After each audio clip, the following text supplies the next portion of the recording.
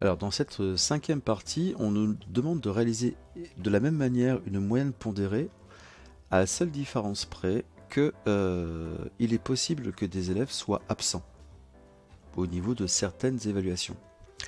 Ce qui pose problème dans la mesure où, si nous avions par exemple ici l'ensemble des pondérations, cet élève-ci aurait 6,67, bien qu'il était absent à 1 DS. Normalement, ce DS, puisque l'élève est absent, ne pourrait pas être, ne doit pas être intégré dans le calcul de la moyenne pondérée.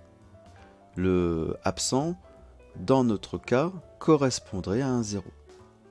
Alors pour éviter ce problème, on doit utiliser une fonction qui va vérifier et ne prendre en compte qui va prendre en compte uniquement les coefficients des évaluations pour lesquels l'élève n'est pas noté absent. En d'autres termes, pour lequel il a une note. Une note est une valeur numérique. Donc si l'élève a une note numérique, on peut prendre le coefficient de l'évaluation. Si par contre la valeur qui est dans la cellule n'est pas numérique, eh bien on ne prend pas, on met donc 0 dans l'évaluation. En tout cas dans le coefficient. Alors faisons un premier test sur la première cellule, donc à savoir pour l'évaluation numéro 1.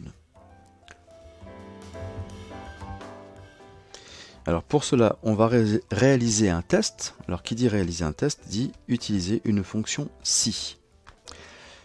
Ici, je rappelle, si ma note est numérique, je prends le coefficient. Si par contre, donc du coup, sinon, si elle n'est pas numérique, je mets 0. Alors pour cela, donc ici j'ai saisi donc j'ai saisi par exemple la fonction si, j'ouvre la parenthèse, et je vais donc utiliser la fonction enum. Donc je vais aller contrôler la valeur de la cellule de la note de la première évaluation. Et donc je clique sur cette note. Donc c'est ici E7. En d'autres termes, je suis en train de dire au tableur si E7 est numérique. Alors, point virgule, je prends le coefficient. Sinon, donc dans tous les cas, dans tous les autres cas, donc grosso modo, c'est-à-dire que si je mets n'importe quoi ici autre qu'une valeur numérique, je ne prends pas le coefficient, je mets 0. Donc je ferme et je mets 0. Je valide. Vous voyez qu'ici, eh bien, comme Louise a une note de 12, il est donc allé prendre le coefficient 1. Imaginons que je mette à la place A pour absent. Vous voyez qu'automatiquement, eh bien, il a transféré la valeur 0 parce que, comme le A n'est pas numérique, il a transformé la valeur A. Bon, je reviens, je remets 12, qui était la valeur initiale. Et maintenant, eh bien, je n'ai pas d'autre choix que de faire le contrôle note par note. Donc ça signifie que là, j'ai fait le contrôle sur la première note. Maintenant, je dois faire le contrôle sur la deuxième note. Et je vais devoir ajouter à chaque fois le résultat du contrôle. Donc c'est-à-dire que après cette fonction-ci, je mets un plus. J'ouvre une nouvelle condition si, parenthèse, et je vais contrôler que cette cellule est bien numérique. Donc si enum, cette valeur-ci, et donc la hypothèse, si cette valeur est numérique, je prends le coefficient. Sinon, je mets 0. Je fais mon test. Et effectivement ici, l'élève est absent. Je ne prends pas le coefficient 4, donc je reste toujours à un coefficient global de 1. Petite précision, je sais que par la suite, je vais devoir descendre et recopier donc vers le bas ma somme des coefficients pondérés, ou en tout cas des coefficients pour chacun des élèves. Ça signifie que je vais contrôler sur ma ligne, mais mes coefficients sont toujours ici. Donc c'est-à-dire que si je reprends ma première formule, E5 est un coefficient, je dois figer la cellule. F5 est un autre coefficient, je dois figer la cellule. Maintenant, je peux continuer mes contrôles. Donc si, j'ouvre la parenthèse, je vais contrôler par rapport à troisième note, et num, cette cellule-ci. Alors, je prends le coefficient, je vais donc cliquer sur ce coefficient-là. Je pense donc à figer cette cellule, sinon c'est 0. Je ferme la parenthèse. Je vais donc contrôler maintenant la quatrième note, plus, si, et je refais le même test. Est-ce que cette valeur, la référence de la cellule, est-ce qu'elle contient une valeur numérique? Celle-ci. Si celle-ci est numérique, alors je prends le coefficient que je fige, la cellule du coefficient que je fige, sinon je mets 0.